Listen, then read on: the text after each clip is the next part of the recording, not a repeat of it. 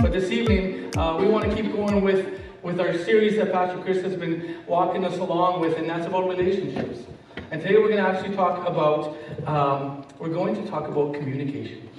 That's what we're going to be looking at. So I think slide 1 is up. I'll keep track as much as I can with the slides. I'll do my best with that. And so slide 1, today we're going to be talking about exactly that. We're going to be talking about relationships and what communication looks like in relationships, what it looks like, what it can look like, and so forth. And so we're going to actually go to slide 2, and we're going to land on this. We're going to land on our scripture that's kind of been our base, kind of our foundation for this series. It's the one that we keep going back to no matter what topic we're touching on. And so what we're looking at here now is we're looking at Romans 12:2, and it says this. It says, "Don't copy the behavior and the customs of the world, but let God transform you into a new person by changing the way you think. And then you will learn to know God's will for you, which is good and pleasing and perfect." Let me read it for you again. Don't copy the behavior and the customs of this world. Actually, let God transform you into a new person. By what? By changing the way that you think. And then what's going to happen is you will learn to know God's will, which is good, and it's pleasing, and oh my goodness, it's perfect. Oh, I'm in all the way for that. And so, this evening, if you want to go to slide 3 this evening, we're going to look at communication in relationships. Communication in relationships. And as I was getting ready for this message, I thought, hey, I'm going to take a look at what Wikipedia or what Google's going to tell me communication is all about. And so I was like, I need to find this definition. And so here's what I found. Communication is the process by which information is exchanged by individuals. It's the process by which information is exchanged by individuals.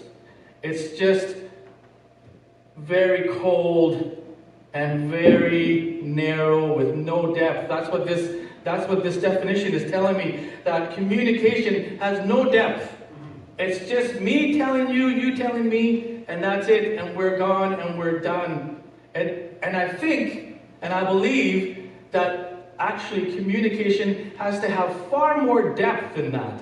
Because here's the thing about who we are. God didn't make us one-dimensional. God didn't make us just with a little bit of depth. God created us as complex beings. He made us with all kinds of depth and all kinds of stuff. He made us these beautiful creations, not just one tiny little piece of something. So then I think to myself, if that's who God made us, if that's how God made us, then what needs to happen is the way that we communicate with one another has to have at least that much depth. Because sharing of information is just like this. And it's not going to get it done. Not if God made us like this. We're not going to even touch it. So it's got to be more than just the sharing of information. And I think what happens is this. I think most of us, I would like to think all of us in this space this evening, I think we all recognize the importance of good communication skills. Because here's the thing about people. Myself, you, everyone out there. Here's the thing about it. Is that people want to feel both heard and seen.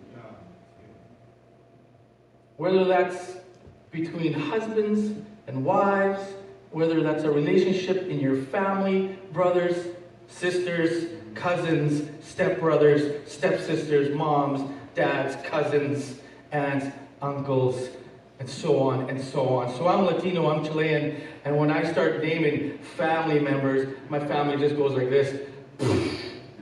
And it's like half of Northeast Calgary was my family. That's what it looked like. And I thought I had that beat. Like I thought, hey, I have the market cornered on family relationships. And then I met my wife. And my wife was born in Manitoba. So that means that she's Mennonite, because everybody is. And I found out that her dad, my father-in-law, had like 19 brothers and sisters, him included. So she won the game. Like I had half of Northeast Calgary, but she had all of Southern Manitoba. And I was like, okay, you play the name game that they play, and it's like, oh yeah, no, I'm related to so-and-so down the road. Like down here, somewhere along the line, we're related. So they gotta be real careful when they're like dating. Because you really, really have to dig in to find out that you're not related somewhere down the line. So relationships. We have relationships in our lives. We have friends, and we have co-workers, and we have neighbors, and we have fellow students. And every single one of those people that we're in relationship with, us included, what we want is we want to be seen and we want to be heard. The truth is, I even really want like my barista to understand me. Because I found out last weekend on Family Day, I found out that it's really important that your barista understands you, because if they don't, you're going to end up with a decaf coffee. And what I found out last Monday was this: don't get a decaf coffee because it strips the flavor away from your coffee. I didn't know this. I just thought, well, I'll drink a decaf because I want to sleep tonight. And now I'm like, I'm never drinking decaf again. And my barista knows this. And my barista needs to understand this. I need to communicate enough with my barista that this is why I don't want decaf. You're ruining the flavor. That's what's happening. We want to be seen and we want to be heard. This is who we want to be. This is how we want people to see us. How does that happen? It happens with good communication. It happens with good communication. But the world, or our host culture, they actually use a very specific lens when it comes to the idea of communication. It's a very specific lens that the host culture wears. And it goes like this, and it looks like this. I will be seen. And I will be heard, even if that means that nobody else is going to be heard. This is what the world lens is telling us. That communication is a one-way street. It has become more about self than anything else. What are my needs? What are my wants? What are my thoughts and what are my opinions? Man, that's just one-way communication. And this is the lens that the world has right now for the idea of communicating in relationships. You actually don't have to go very far to see this kind of lens in action. So I'm a social media guy. Like, I'll come clean. I'll be super transparent up here. I'm not afraid. Like, you guys can pray for me later. But I like my Instagram. I really do. Like, I spend far more time. I don't like checking at the end of the week how many hours I've spent on Instagram, but I like it. There's some funny stuff and there's some funny people on Instagram. And I don't have Snapchat anymore because, like, I'm 49. And I realize I'm far too old for Snapchat. Like, I can't do Snapchat. But I like my social media. I like Facebook. I scroll past a lot of people. I really do. And I don't unfollow people, but I hide them for 30 days at a time. I'm really good at it. I'm like, oh, this guy's cuckoo. I'm gonna put him away for 30 days, but I can't wait to see what he puts up in 30 days. And I go back to it. So I'm a social media guy. And you know what? Here's the thing. If you want to see the world lens in action when it comes to communication, hop on some social media. I give you 10 minutes on social media. And you're going to see the world's lens of communication. Because it's going to be all over the place. It's either going to be an argument. Go on there and post something that you think is a little bit controversial on your Facebook and see what happens. Because your comments, they're going to blow up. Like, I'm not, like, here we go. Like, I don't care what side of, like, the vax you sit on, but go on, put something on there. See what happens. Oh man, it's going to be fireworks. It really is. Right? And so, just go on social media and you're going to get a taste of what the world lens looks like when it comes to communication. There's this phenomenon that actually is out there right now, and it's called the Karen, or the Ken. And I'm sorry, right now, I don't know you all, and I don't know your names. I didn't pick the name. Okay? I didn't pick the Karen or the Ken. I had nothing to do with it. If it was up to me, I would have been like the Carlos. No, people call me Carlos all the time. That's why. And so there's this phenomenon where there's a Karen and there's a Ken. And what happens is, it's actually when people are losing it over feeling like they haven't been seen or heard. And it happens all over the place. Like it happens, you see videos of people are like the fast food joint. And they're yelling and they're screaming and they're grabbing stuff and throwing it over the counter. And you see it on the street when someone feels like someone was slighted because someone cut them off. Or you see it here, you see it all over the place. It won't take very long. And you see these people just losing their minds. Because they don't feel seen and they don't feel heard. And what happens is they start screaming and they start with words.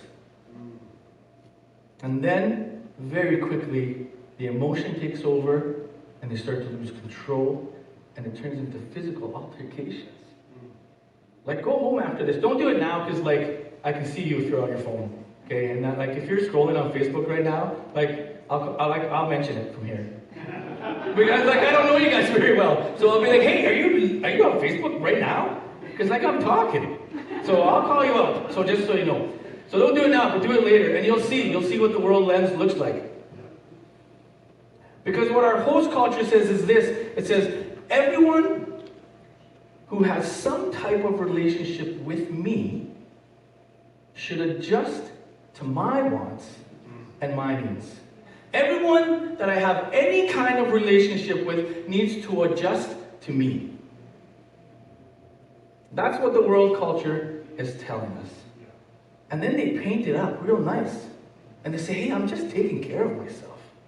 Like it's healthy. Like I'm loving myself. And they paint it up as something that's mentally healthy for you. And emotionally healthy for you. And spiritually healthy for you. And they're like, you just gotta love yourself. Doesn't matter who you step on as you love yourself. So this is what the world is telling us communication should look like. Me, me, me. Slide 4, please. Again, we're going to look at what Paul wrote in Romans 12:2. Don't copy the behaviors and the customs of this world, but let God transform you into a new person. By doing what? By changing the way you think. And then what's going to happen? You will learn to know God's will. Not my will, not I, but God's will. Which is what? It's good, and it's pleasing, and it's perfect, because it's God. So what we need to do in our relationships and in our communication is this. We need to let God transform the way that we think. Let me put it this way. If the world lens looks like this, then we need to let God change our lens. And so this morning when I was sharing this message, my glasses were a mess. And I went into my car and I went to get one of those little wipes, and I didn't have one. So then I tried to clean my glasses on my shirt, which I never do because it scratches your glasses, and these cost me a pile of money.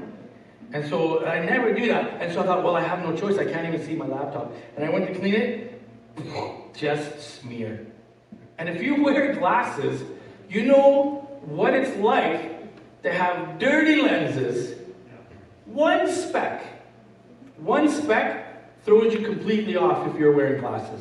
Like I wear glasses, and yeah, one tiny little speck, I'm done. I'm like, I'm pulling off to the side of the road. I can't keep doing this. My whole world's turned upside down. And then when you clean your glasses, so tonight I brought one of these little wipes. And just before we came in, I wiped my glasses. And I was like, oh, that's gold, baby. Put them on. Oh, now I can see all your beautiful faces. Man, can I see your faces? And you're all just beautiful. And so what we need to do is this. We need to let God change the lens that the world is giving us for communication. So that we can do what? So that we can see His will. Which is what? It's good, and it's pleasing, and it's perfect. His will that is not selfish, and it's not greedy, and it's not broken. This is the lens that we need to put on in our relationships, and in the communication within our relationships. If you could go to slide 5 for me, that'd be awesome. There's 4 levels of communication that we can use with the people that are in our lives. And so the first one is surface communication. Surface communication. This is where we talk about the weather. And we talk about news. And we talk about sports. I said, I love sports. I don't play any sports. Well, I play soccer because I run soccer clubs with middle school kids. But that's not really fair because I'm way bigger and stronger than they are. And I just shove them. Like, I literally just shove them out of the way. I don't care. I'm a mentor. I don't care. I'm going to push these kids out of my way. And I do it all the time. And I'm not even ashamed about it. So I love sports. I'm a sports guy. And I really do feel like sports probably should have been like in deep conversations. But it's not. Because I'm passionate about my sports. And I'm a Flames fan. For those of you who were wondering. Yeah, I still am. It's been a tough season, but I'm still there. I keep looking over here and I see that Oilers hat. Like I'm working through it. I'm working through it. I'm changing my lens so that I see a Flames hat instead. I just gotta smudge my glasses a little bit. So surface communication. It's when we're talking about light stuff. Sometimes we're actually even talking about the things that we care about, but we're talking around them. And the thing about surface communication is this. It's not going to build anybody up, but it's not going to tear them down either. It's kind of just there. But it's still far more useful than we actually give it credit. Like, we can't just brush it under the rug, but because it actually has value. What happens with surface communication is that it allows us to begin the process of relationship. It allows us to begin the process of relationship and communicating. So it actually does have value when you're telling someone that your hockey team is better than theirs. And so I will do that, probably several times tonight. Our second level of communication is general information. General information. What is this? This is the mental level. This is where we talk about ideas, and we talk about facts, we talk about non-controversial beliefs, we talk about plans, and we talk about strategies. And there's some people where they spend a lot of their resources at this level because for the most part, most of our professional conversations land in that spot. And so some people spend a lot of their resources right here because they want to be the best communicator at work professionally. They want to move up in their profession. And so they spend all their energy there, and they actually just stop there because they feel like they've reached the top level of communication. But there's more. There's actually 2 more. The next 2 levels that I'm going to share with you here is 2 levels that go far deeper. And there's actually a super wide space between the first 2 levels and the second 2 levels. And so we have deep feelings or emotional level. And here's where we start to talk about our wants. And we start to talk about our needs and our aspirations. And we talk about our fears. And we talk about our joys. This level, this is where your eyes are going to well up. And your lip is going to quiver. And your heart is going to start to pound. And then your words are going to become more passionate. Because now you're starting to share from your heart. Now you're starting to share from your core. And the things that you're saying and the things that you're sharing, they're going to touch your emotions and they're going to touch your spirit. And you're going to be like, oh, this is what brings me joy, and it's going to fill you. And your eyes are going to well up and you're going to cry. And you're going to be like, oh, this brings me so much joy. And oh, this scares me so much that I'm shaking. Birds, I'm scared of birds. In case you were wondering. I'm being vulnerable with you. I'm super scared of birds. My wife's laughing at me because I'm sharing it. Stupid birds, they'll peck your eyes out if you give them a chance. I'm just going deeper with you guys here. That's all. You can talk to me about birds later if you want. And if you want to pray for freedom for me for that, you can, but people have. And I haven't accepted it yet. Next level. Deep needs. This is where we open ourselves up to vulnerability. But vulnerability without the fear of rejection. Because that's something that really stops us a lot of the time, is fear of rejection. But when we're at this level of communicating with the people that we have relationship with, that fear of rejection is gone. This communication reaches to our very core. And it actually speaks to our belief of worth and value. How we see ourselves or believe ourselves to be, our very worth and our very value, and the worth and the value of those around us. And that's deep stuff. And the thing about these 4 levels of communication is that we can be at different levels of communication with different people in our lives. We're not going to be at the same level with everybody that we know. And at the same time, it's not going to be a checklist for every relationship that you're in.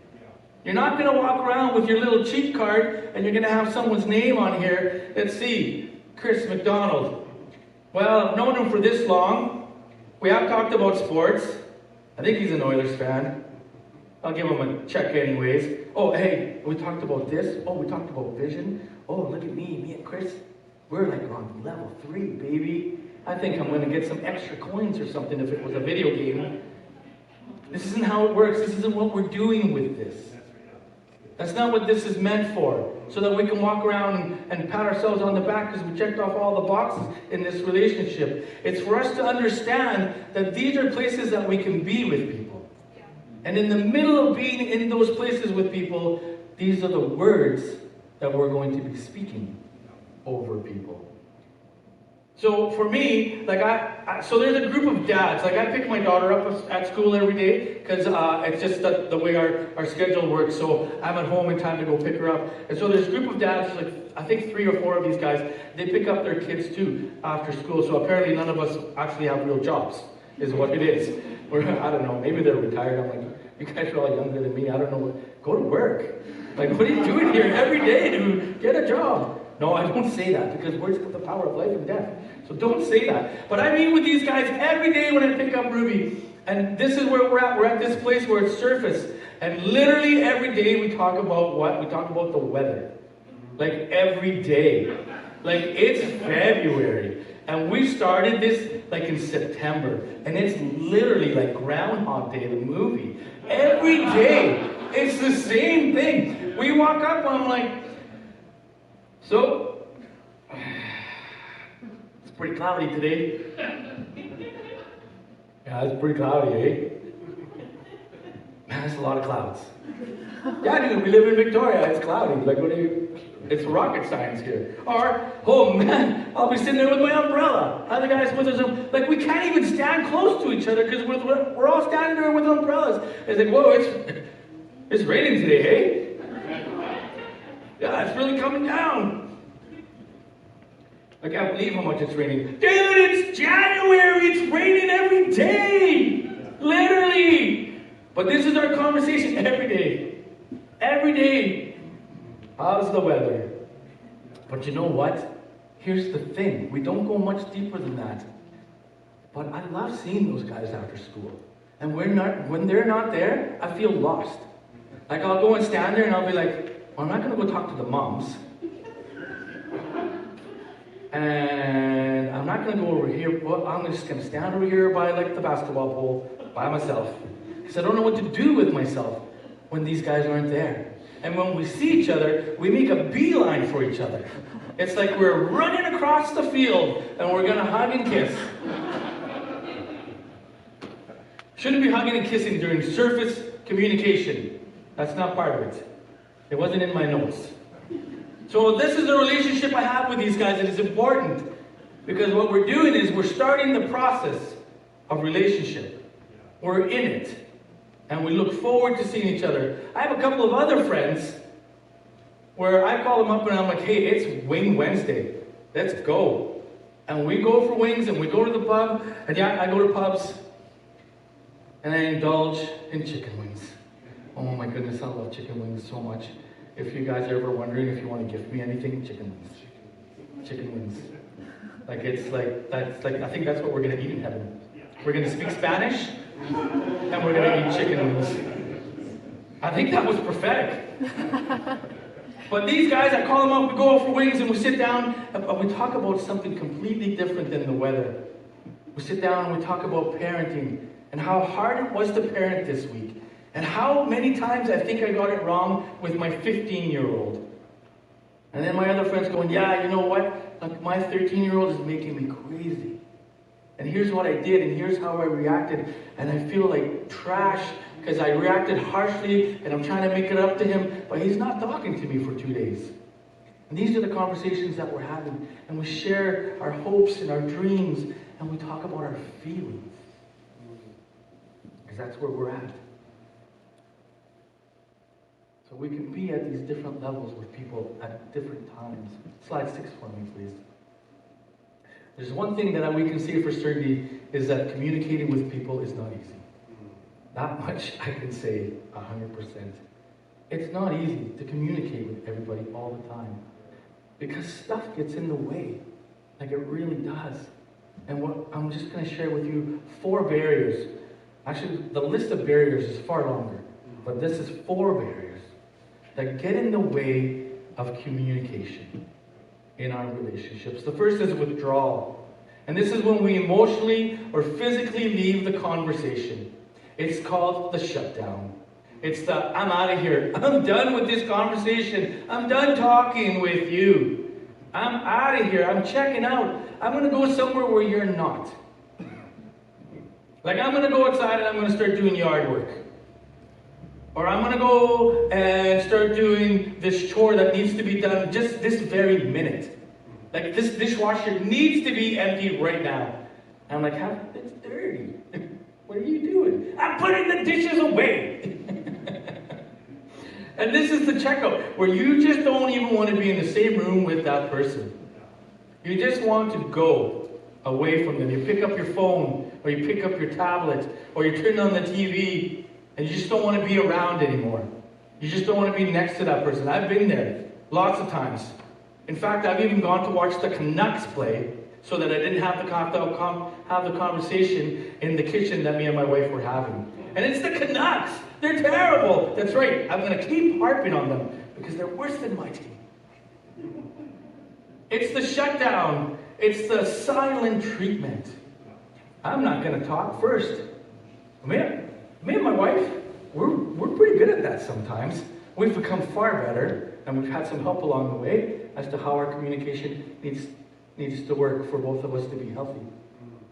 But there were times early in our marriage where we could go for at least 2 or 3 days, where it's like, all right, you're going to crack first. I could not talk to you for 3 days. I'm going to win. I never won, by the way. She's far stronger than me. It's this idea of sleeping as far away from each other as possible. You're in bed and you're not touching. And you're on one side and you're way on the other side. And again, I've been in that place where like my leg or my foot is hanging over the bed, touching the floor because I'm not going to touch you at all. And I laugh because when we go to Calgary quite a bit, all our family's in Calgary, so we go back every summer and we stay at Heidi's parents, so my in-laws. I love them to death. They're just wonderful people, and they have this room that we get to stay in, and the kids sleep elsewhere. But the problem is that the room that we share is got a double bed. And so at home, we have a queen. So when we don't want to acknowledge the other person, we got lots of space in the queen. And I don't want to buy a king. We've talked about buying a king, but I'm like, absolutely not. That is far, we might as well be in 2 different rooms. But at my in-laws, we have a double. And we've been at my in-laws enough times that we've had some problems with our communication. And then we have to go to bed. But the beauty of it is that a double head gives you no room to run. You have to stay in there. And it doesn't matter how you lay down, something is going to touch the other person. And you can't get away from it. Nobody's laughing at me. It's the withdrawal. I'm withdrawing from this. The second barrier is this, is escalation. And now you've moved away from the silent treatment. Now you're going to make sure that the other person knows that you're upset. Now you're not zipping it. Now you're going to let that person know one way or another. You're going to make sure that they know that you're upset. And your voice is going to get louder. And your temper is going to start to flare. Things are going to get slammed around the house. Doors are going to get shut harder than they need to. Drawers are going to get shut harder than they need to. Because now you're letting that person know. And what happens in escalation is this. You're going to get swept away in those emotions. And when I was talking about the Karens and the Kens freaking out and yelling and then grabbing their milkshake that was the wrong flavor and they throw it across the counter and hit that person in the face, guess what's just happened? Escalation has just happened. Now you're going to hear me. And I'm going to do this. It was supposed to be a vanilla shake, not chocolate. Other way around, because chocolate's way better. And then what happens is we get into these dangerous levels. These levels where our words get involved, but with a purpose. To hurt. Our words get involved with a purpose to hurt the other person. And that's belittling. And what happens here is that you find that your emotions of anger and frustration have completely taken over. And now you need to win at all costs. And yeah, you're going to use your words to hurt and to cut because you need to be right. What it is it's insecurity taking over, and now insecurity is driving the car. I won't be small. I won't be taken advantage of. And what you do is you find yourself speaking death instead of life over someone. It's when sarcasm comes in, and snide remarks come in, and criticism. It's classic bullying. You're going to put that person down to put yourself up. It couldn't be any more classic. And that's what happens when we're belittling someone. And then we get to a super dangerous level. And it's false belief. And this is where someone can start to believe about themselves what has been spoken over them. You see, the devil, he couldn't be more pleased when we believe the lies that are spoken over us. John 8, the devil is a liar and he's the father of all lies. And if he has an opportunity to twist our words to cause damage and hurt, he'll do it every time. He will not miss his opportunity. Every time that we open our mouths, we have the opportunity to speak life or death. We have the opportunity to advance the kingdom of life and heaven, or we have the opportunity to advance the kingdom of death and darkness. Slide 7 for me. Matthew 12, 36, 37. Let me tell you something. Every one of these careless words is going to come back to haunt you. There will be a time of reckoning. Words are powerful. Take them seriously. Words can be your salvation. Words can be your damnation. So back in the day when we were still in Calgary, it feels like 100 years ago now, I was working at a church, and I was in youth ministry. I was the youth pastor / associate / setup guy / janitor. I did a little bit of everything. I cleaned a few toilets in my day. And this was my position. And we had a youth group that we had going.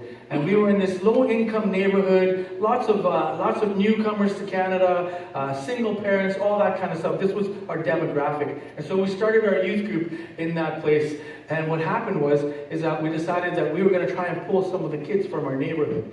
And so we started setting up these hot dog barbecues outside, and we drew a bunch of kids, and things were going well. And we were telling kids about Jesus, and we had a group of about 30, 40 kids, and probably about 85, 90% of the kids were neighborhood kids that were unchurched. And their parents didn't come to church, and their parents didn't sit in the pews, and their parents didn't tithe, and they didn't do any of these things. But these kids came on Friday night, and we got to love on them and tell them about Jesus. And things were going really well, and I was feeling pretty good about it. And one day, one of the leadership in our church, he comes, I'm in my office, and I tried not to spend too much time in my office, because that's not a good formula for youth work. But I was in my office, and this guy came in, and I thought, oh, hey, he wants to chat about how things are going. And he sat down, and I was ready. I thought, oh, he's going to pat me on the back. I'm going to feel real good about myself today. Sweet. And then it went completely the opposite way. He came up with a list of all the things that made me unqualified to be a youth minister, pastor. And he came up with this list, and he said, hey, you're not administrative enough. Oh, hey, by the way, you're not educated enough. And you're not this, and you're not that. And he literally went through a list of all the things that I failed in his eyes.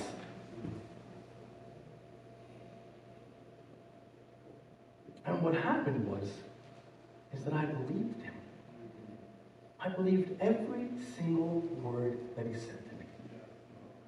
And not too much longer after that, I resigned my position. And I walked away from it. I went back to painting houses. Because the devil took the opportunity to twist words and change them up and speak lies into my life. And I believed it. And I walked away from it. Until years later, my friend Lindsay Hodges took over Youth for Christ Victoria, and I got a phone call from him. And he said, Claudio, we have this position where we feel like we want to work in schools. And it's campus life, and we want to see if someone can go into schools and partner with schools and love on kids in school. Essentially, you'd be a chaplain, but not the chaplain. And I was like, oh, dude, I'm painting. I'm not doing ministry ever again. I'm done. And he said, you know what, Claudio?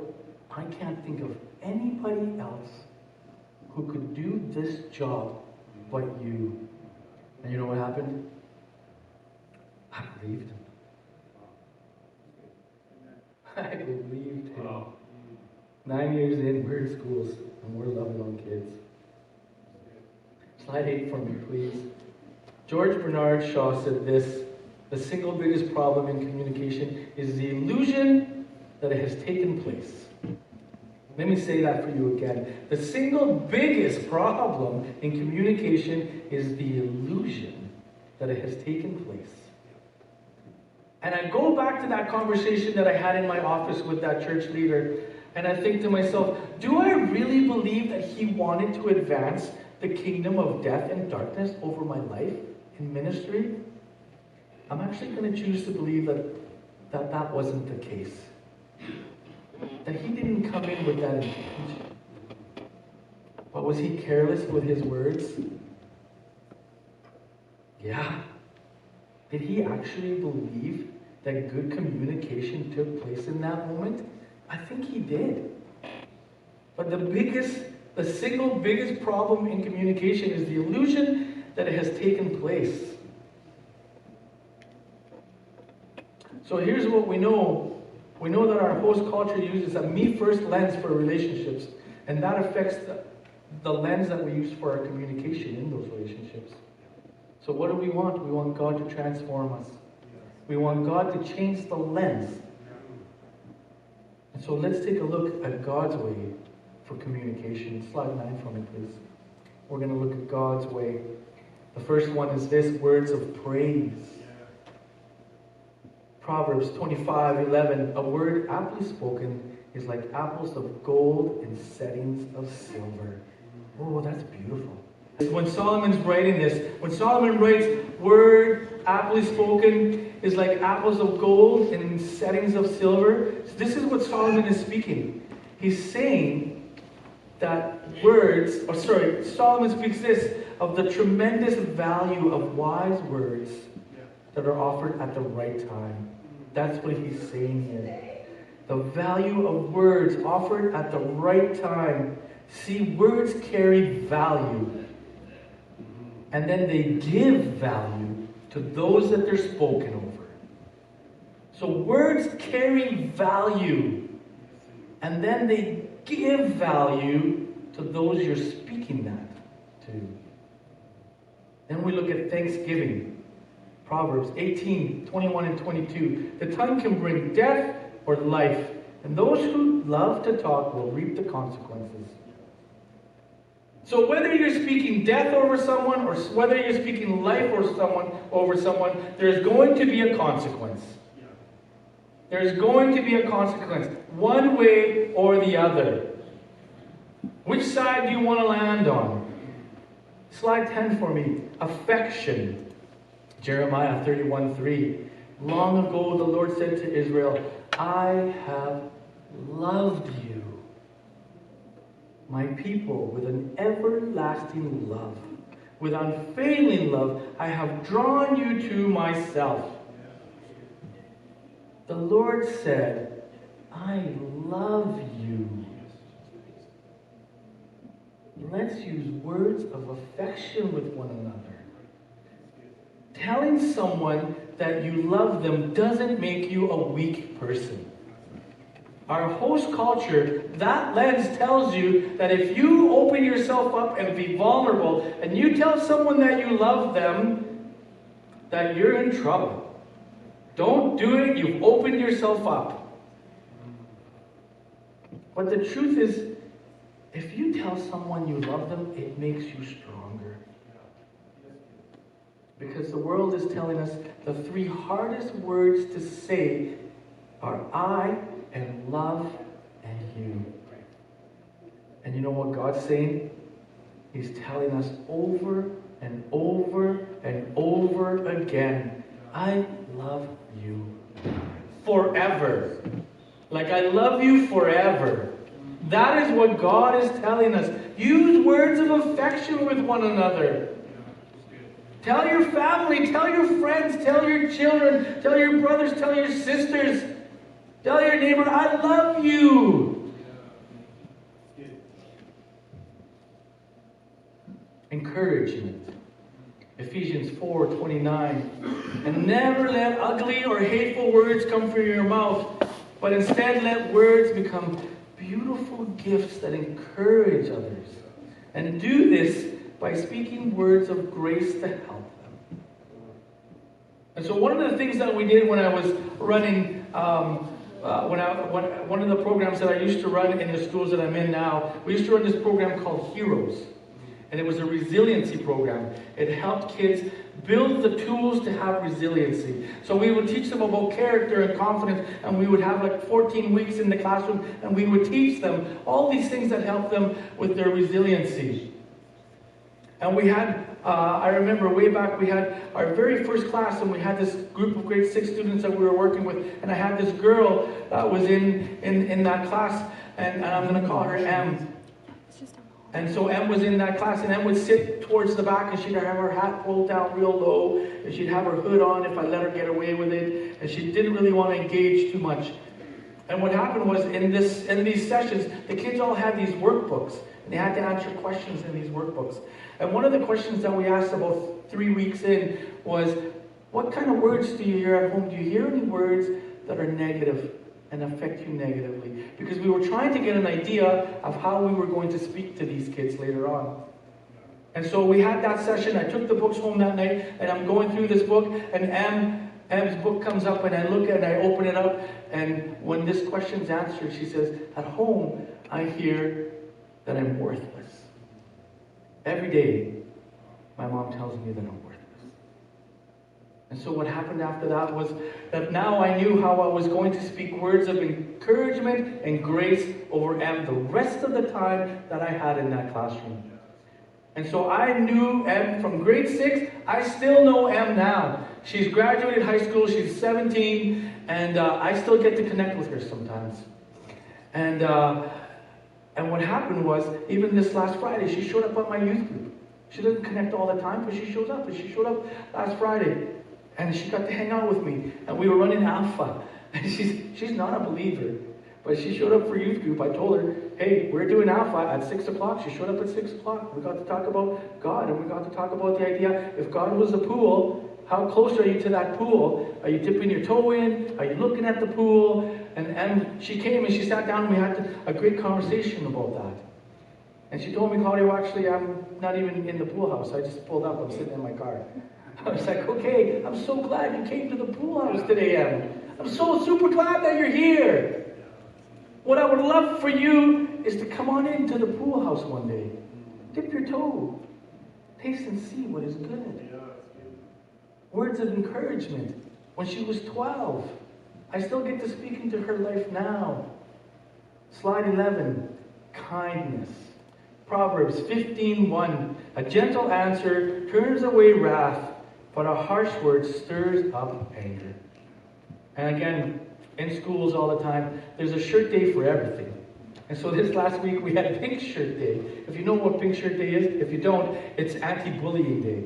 And everyone wears pink shirts, and you have all these pink shirts. And so I have my pink shirt, and my pink shirt says, be kind, I think is what it says.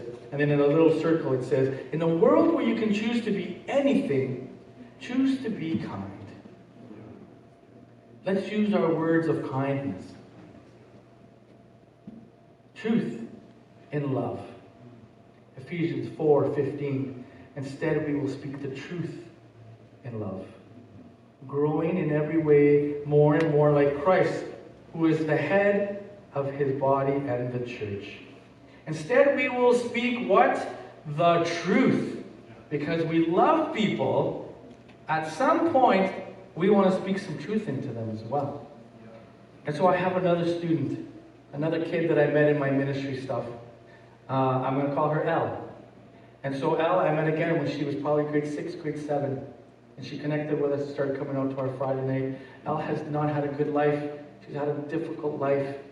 And her folks struggled with addiction. And then what happened is that Elle didn't feel loved by anybody. And she didn't feel accepted by anybody. So she was looking for affection, but she didn't know where to find it.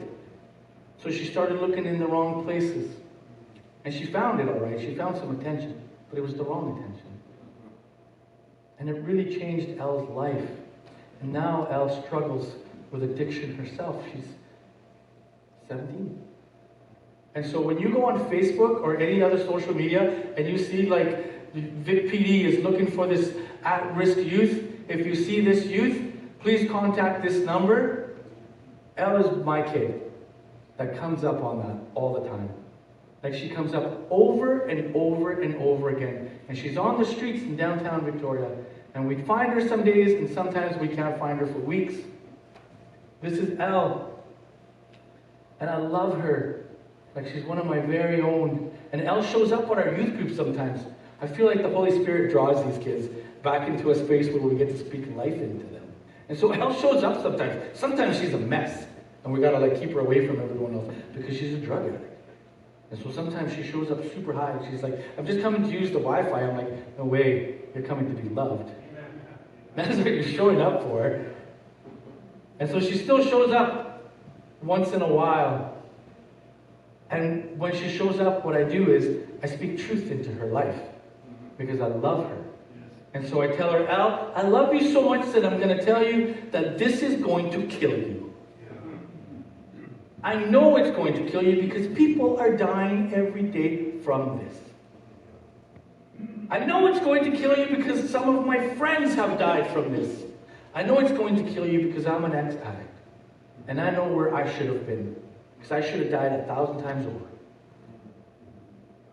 And so because I love her, I have to speak truth into her life and say, I know this sounds harsh, I know this sounds mean, I know this sounds critical of who you are, but I love you so much that I'm going to tell you the truth. The choices that you're making are going to kill you.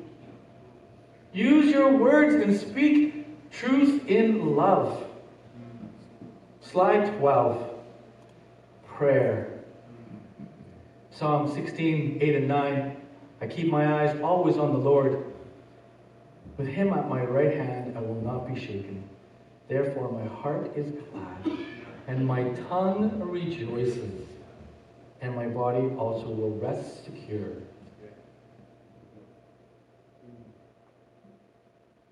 Because God is who he is. He is with us, and he is for us. Then our tongues, the tool that we have to express our innermost, rejoices. Because God is who he is.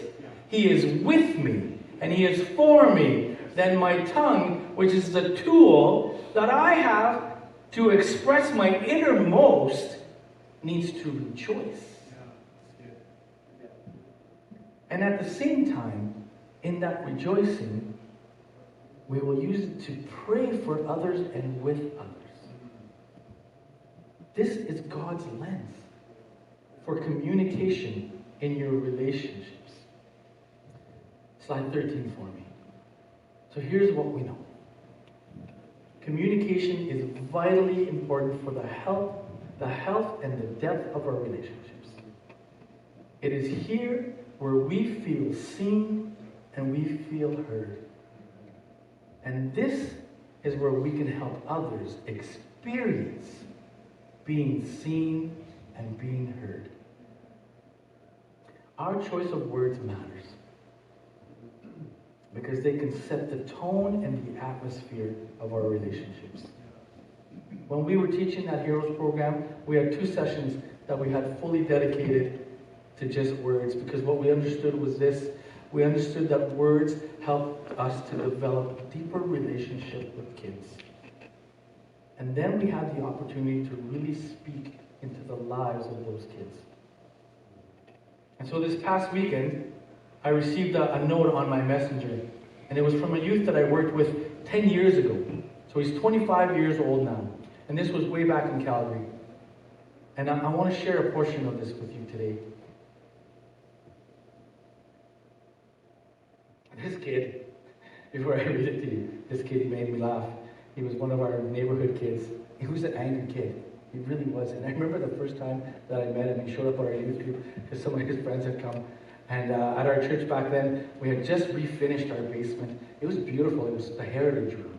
And we would rent it out for like wedding receptions and all that. It was really beautiful. I had done a bunch of the painting and whatever.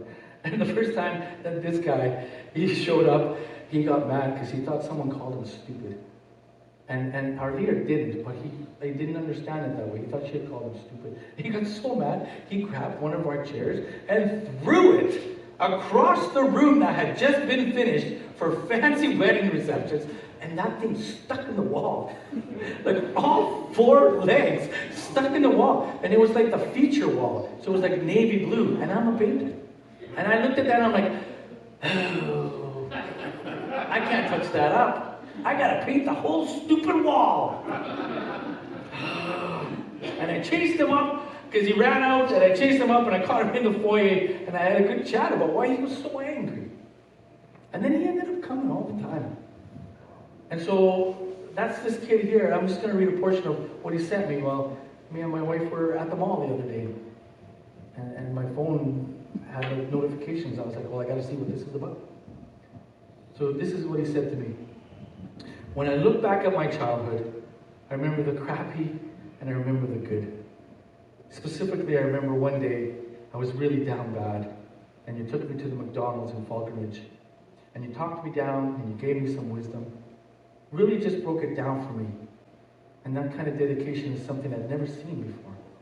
Who was I just some scraggly north side kid, but you really invested in me.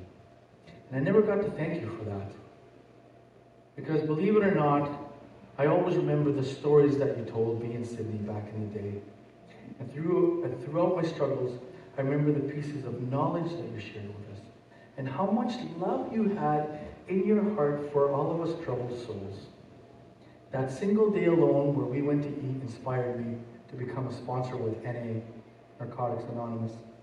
And every time that I take someone out for coffee or for a bite, I remember your gentle but firm words, your lecture, your affirmation that the road that I was on was only temporary and that I would find my way. And so from the bottom of my heart, Claudio, thank you. Thank you so much for being an inspiration to me, and probably so many more. If you ever wonder someday if your work ever really does any good, rest assured that it surely does. So I'm not sharing this piece with you this evening so that I can pat myself on the back and you can all see what a wonderful person I am. I'm not tooting my own horn. The reason that I'm sharing this with you is because we can speak life or we can speak death. So this evening I want to encourage you, choose life. Choose life with your words. Please pray with me.